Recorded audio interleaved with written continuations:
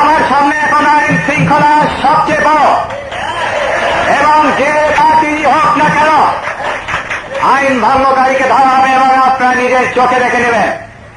এবং আমি অনুরোধ জানাচ্ছি আপনাদেরকে পার্টির তরফ থেকে, জনগণের তরফ থেকে যে কোনো আইন ভঙ্গনকারীকে আপনারা প্রশ্রয় দেবেন না আপনাদের ছত্র ছায়।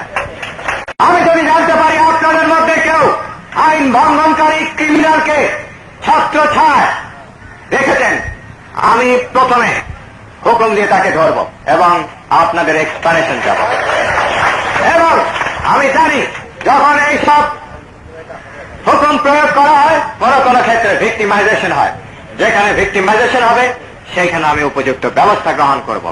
কিন্তু আমি আজ জানতে পেরেছি পার্টিতে কে কি রকমের, আর পার্টিতে কে গুন্ডা রয়েছে, কে পান্ডা রয়েছে।